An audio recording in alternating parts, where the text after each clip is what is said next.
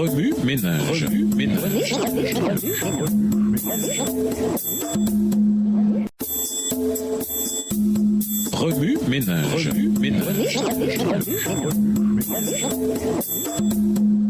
Bienvenue dans votre émission Remue ménage. Voilà la leçon de vendredi.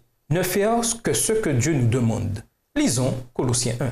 Colossiens 1. Paul, apôtre de Jésus-Christ par la volonté de Dieu, et le frère Timothée, aux saints et fidèles frères en Christ qui sont à Colosse. Que la grâce et la paix vous soient données de la part de Dieu notre Père.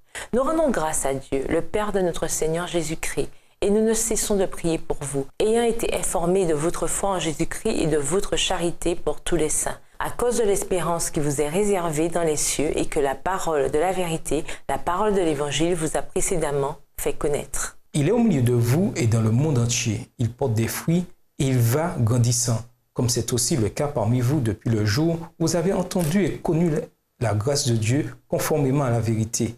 D'après les instructions que vous avez reçues d'Épaphras, notre bien-aimé compagnon de service qui est pour vous un fidèle ministre de Christ et qui nous a appris de quelle charité l'Esprit vous anime, c'est pour cela que nous aussi, depuis le jour où nous en avons été informés, ne cessons de prier Dieu pour vous, de demander que vous soyez remplis de la connaissance de sa volonté en toute sagesse et intelligence spirituelle, pour marcher d'une manière digne du Seigneur et lui être entièrement agréable, portant des fruits en toutes sortes de bonnes œuvres et croissant par la connaissance de Dieu. Verset 11. Fortifié à tous égards par sa puissance glorieuse, en sorte que vous soyez toujours et avec joie persévérants et patients. Rendez grâce au Père qui vous a rendu capable d'avoir part à l'héritage des saints dans la lumière, qui nous a délivrés de la puissance des ténèbres et nous a transportés dans le royaume du Fils de son amour, en qui nous avons la rédemption, la rémission des péchés. Il est l'image du Dieu invisible, le premier-né de toute la création. Car en lui ont été créées toutes les choses qui sont dans les cieux et sur la terre, les visibles et les invisibles, trône, dignité, domination, autorité. Tout a été créé par lui et pour lui. Verset 17. Il est avant toute chose et toute chose subsiste en lui. Il est à la tête du corps de l'Église. Il est le commencement, le premier-né d'entre les morts, afin d'être en tout le premier.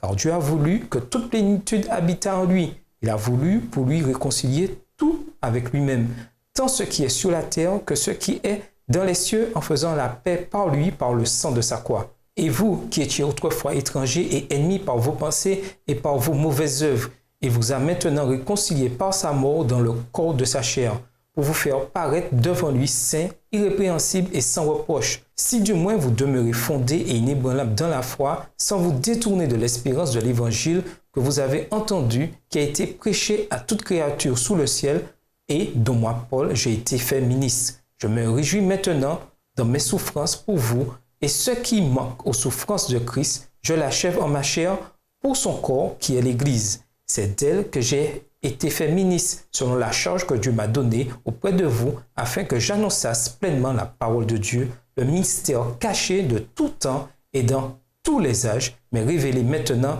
à ses saints, à qui Dieu a voulu faire connaître quelle est la glorieuse richesse de ce mystère parmi les païens, savoir Christ en vous, l'espérance de la gloire. C'est lui que nous annonçons, exhortant tout homme et instruisant tout homme en toute sagesse, afin de présenter à Dieu tout homme devenu parfait en Christ. C'est à quoi je travaille en combattant avec sa force qui agit puissamment en moi. Pour conclure, la gestion chrétienne de la vie, ce n'est pas se charger du monde entier.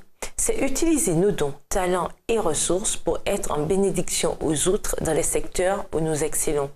En tant que chrétiens, nous sommes appelés à agir de façon impartiale et à viser l'excellence en toutes choses. Le matin, dès notre réveil, Dieu est notre principal superviseur de redevabilité. Nous approfondissons la vie, l'amour et le bonheur en nous appuyant sur ces normes. Par conséquent, nous voyons toutes choses, richesse, éducation, capacité, comme des outils à son service. Nos mobiles sont dirigés par la nécessité d'ouvrir l'intelligence de nos semblables en vue d'une vie plus satisfaisante, d'une vie cachée en Christ. Qu'offre aux idées. Demandez à vos amis, parents et pères de vous dire quels sont, selon eux, vos dons, vos talents et vos forces. Lisez ou regardez des autobiographies de chrétiens légendaires qui ont utilisé leurs dons pour transformer des vies. George Muller, par exemple.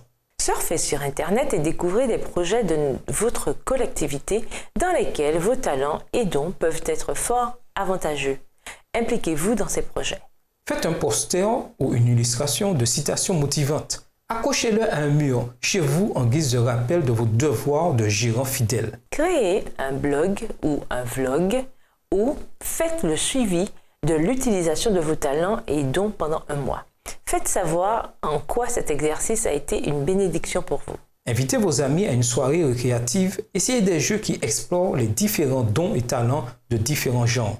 Par exemple, chanter, cuisiner, écrire des poèmes, réaliser des œuvres d'art, etc.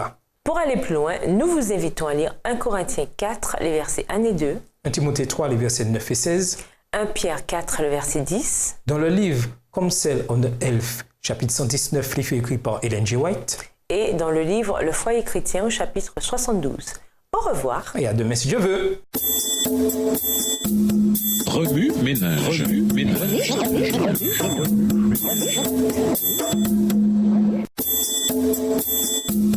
Remue ménage. Remue ménage.